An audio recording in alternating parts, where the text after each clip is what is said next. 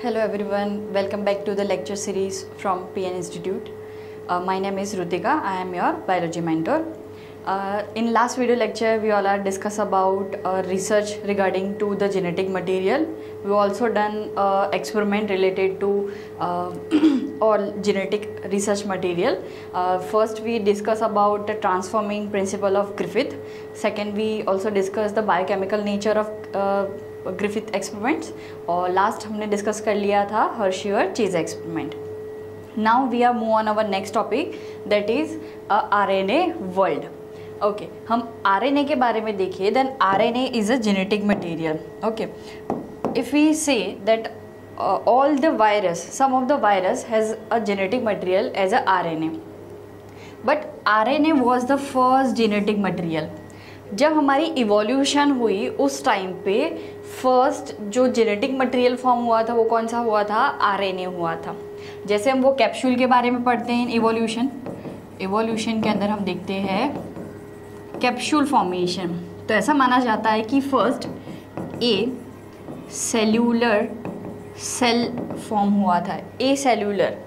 ये सेल्यूलर जो cell form हुआ उसके अंदर सारी चीज़ें अरेंज होती गई और अंदर जेनेटिक मटेरियल बना था आरएनए.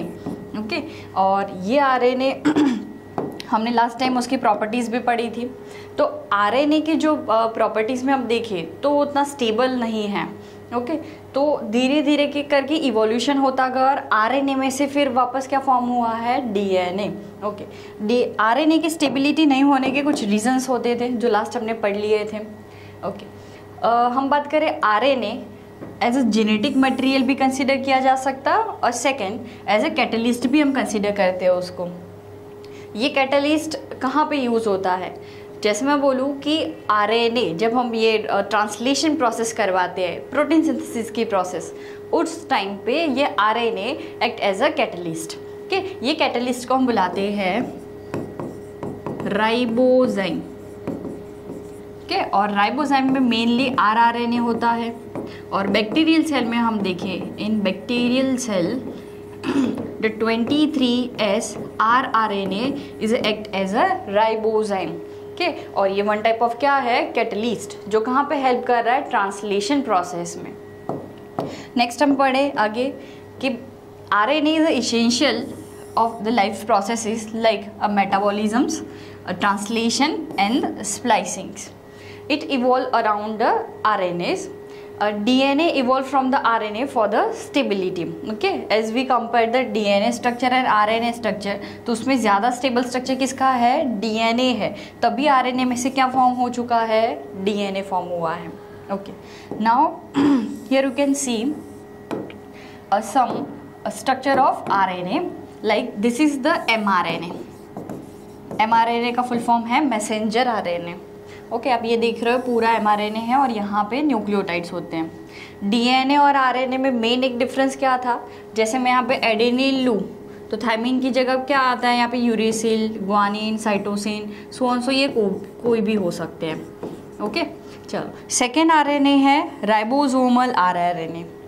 मतलब कि राइबोसोमल आरआरएनए को हम आरआरएनए भी बुला सकते हैं शॉर्ट में, जस्ट बिकॉज कि ये किसके स्ट्रक्चर में प्रेजेंट होता है? राइबोसोम के स्ट्रक्चर में. और थर्ड आरएनए है, it is a transfer RNA which are help in translation process. Okay, और ये ट्रांसलेशन प्रोसेस क्या होता है? The formation of protein from RNA. Okay, तो ये अमाइनो एसिड है और ये पूरी टीआरएनए की स्ट्रक्चर है जो हम वापस डिटेल में डिस्कस करने वाले हैं in next video lecture. Okay, तो this are some different type of protein are there. Okay, next topic is that the central dogma of molecular biology.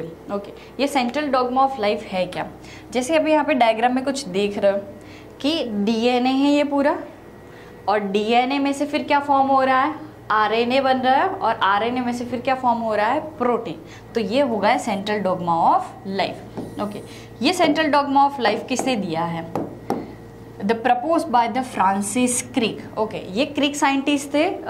Crick scientist हम कहाँ आगे पढ़ चुके हैं पहले? वॉटसन एंड क्रिक, है ना, जिन्होंने डबल हेलिक मॉडल दिया था. तो वही साइंटिस्ट है ये क्रिक. ओके, उन्होंने ये प्रपोज किया है, याद रखना ये सिर्फ एक ही साइंटिस्ट है, Watson Crick, Francis Crick, Watson नहीं है। It state that the genetic information flow from DNA to RNA और आरएनए टू प्रोटीन। के ऑलवेज डीएनए में से क्या फॉर्म हो रहा है, आरएनए, और आरएनए में से क्या फॉर्म हो रहा है, प्रोटीन फॉर्म हो रहा है। ओके, तो ये पूरी सीक्वेंस ऐसे चलती है। पर कुछ हम एग्जाम्पल्स लेके चले, जैसे HIV वायरस का। ओके, HIV वायरस हम देखिए, ये पूरा HIV वायरस है, इसके पास कुछ जेनेटिक मटेरियल होगा, जेनेटिक मटेरियल, इसके पास जेनेटिक मटेरियल है RNA। क्या है इसके पास जेनेटिक मटेरियल, RNA है। ओके, तो उसके अंदर ये रिवर्स प्रोसेस होती है। जैसे DNA, मेनली हम क्या कंसीडर करते हैं कि DNA में से RNA फॉर्म हो रहा है और RNA में से प्रोटीन फॉर्म हो रहा है। But now for HIV virus if you see, then RNA forms their own DNA। Okay, और इसके लिए हमें एक एंजाइम्स चाहिए, उसका नाम है रिवर्स ट्रांसक्रिप्टेज। कौन सा होता है ये, रिवर्स ट्रांसक्रिप्टेज। ओके, ये जो प्रोसेस हो रही है, the DNA has form RNA by the process of transcription, और RNA फॉर्म प्रोटीन, इस process is known as a translation.